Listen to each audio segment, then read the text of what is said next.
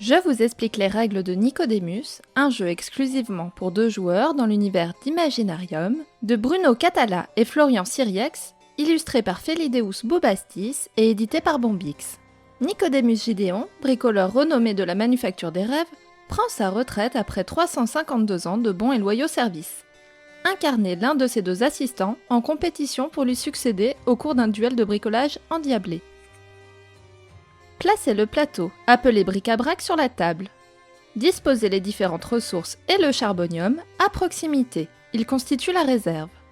Choisissez votre personnage et placez le pion de la couleur correspondante sur la piste de score. Mélangez les tuiles projet, faites-en une pioche face cachée que vous placez au-dessus du bric-à-brac et révélez les 6 premières aux emplacements dédiés. Il existe des projets qui fonctionnent avec le nombre de points de victoire que vous rapportent vos machines, d'autres avec les couleurs des machines présentes dans votre atelier, et enfin des projets en lien avec les ressources produites par les machines de votre atelier. Mélangez toutes les cartes machines et faites une pile que vous posez en bas à droite sur le plateau. Révélez la première que vous placez sur le bric-à-brac, puis distribuez-en secrètement 5 à chaque joueur. Elle constitue votre main de départ. Il existe 4 types de machines, qui ont des effets différents lorsqu'elles sont jouées et activées. Les machines bleues, de production, permettent de gagner une ressource ou un charbonium pour chaque machine du bric-à-brac ayant le même symbole dans sa zone de production. Grâce aux machines violettes, de transformation, vous pouvez défausser une ou plusieurs cartes en jeu ou de votre main afin de récupérer des ressources ou en échanger. Les machines rouges, d'attaque, vont servir à voler des ressources ou des cartes à votre adversaire. Elles peuvent aussi l'obliger à s'en défausser.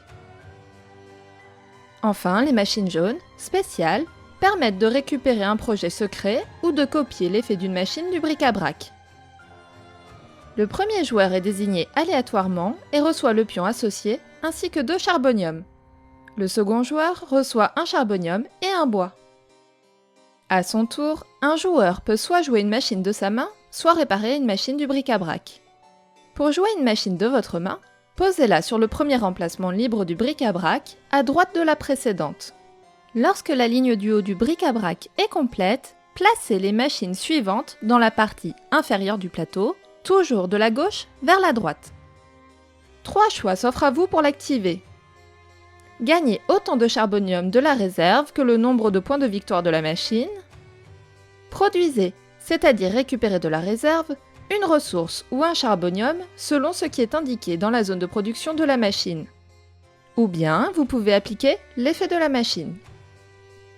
Attention, s'il n'y a plus de charbonium ou de ressources dans la réserve et que votre machine vous permet d'en récupérer, c'est alors chez votre adversaire que vous les prenez. Vous pouvez également choisir de réparer une machine du bric-à-brac. Pour réparer la dernière machine ajoutée au bric-à-brac, payez son coût de réparation, indiqué en bas à gauche de la carte, en transférant les ressources nécessaires depuis votre atelier vers la réserve. Pour réparer une autre machine du bric-à-brac que la dernière ajoutée, vous devez payer son coût de réparation, puis poser un charbonium sur chaque carte qui se trouve avant celle que vous désirez réparer, de la droite vers la gauche. Chaque ressource indiquée dans la zone de production des machines de votre atelier est une réduction du nombre de ressources nécessaires à la réparation d'une machine. De la même manière, chaque charbonium indiqué est une réduction du nombre de charbonium que vous devez égrener sur les machines du bric-à-brac. Dans ce cas cependant, vous devez utiliser en premier votre réduction de charbonium, puis compléter avec le charbonium de votre réserve si besoin. Par exemple, si vous souhaitez acquérir cette machine, il vous faut déposer un charbonium sur les 2 cartes précédentes, plus payer son coût de réparation pour la récupérer. Comme vous possédez ces 2 machines dans votre atelier, vous ne devez plus poser qu'un charbonium et vous dépensez un bois au lieu de 2. Mettez la machine devant vous dans votre atelier, ainsi que le charbonium qui était éventuellement dessus. Bougez votre pion sur la piste de score d'autant de points que vous rapporte cette machine. Enfin, déplacez toutes les machines d'un cran vers la gauche, afin de ne pas laisser d'espace vide sur le bric-à-brac. Vérifiez si vous remplissez les conditions de validation d'un projet. Si c'est le cas, vous pouvez déplacer votre pion sur la piste de score d'autant de points que vous rapporte ce projet. Placez-le ensuite sur le côté avec les machines qui ont servi à son accomplissement. Vous seul marquez ces points de victoire et aucun nouveau projet n'est révélé pour remplacer celui accompli. Vous pouvez valider plusieurs projets lors d'un même tour et avec les mêmes machines, mais vous pouvez aussi choisir de renoncer à en valider. Attention, pour valider un projet, vous devez obligatoirement avoir réparé une machine liée à sa condition de validation à ce tour. Si vous avez 4 machines dans votre atelier, vous ne gardez que la dernière et placez les 3 autres sur le côté. Elles ne pourront plus vous aider à réaliser de projets, donc choisissez judicieusement les machines que vous réparez. Complétez votre main au besoin pour avoir toujours 5 cartes en main, puis c'est à votre adversaire d'effectuer une action. À la fin d'un tour, si les 10 emplacements du bric-à-brac sont occupés, défaussez les cartes de la ligne du haut et déplacez celles de la ligne inférieure dans la partie haute du plateau, puis continuez normalement. Si des charboniums se trouvaient sur les machines défaussées, ils retournent dans la réserve.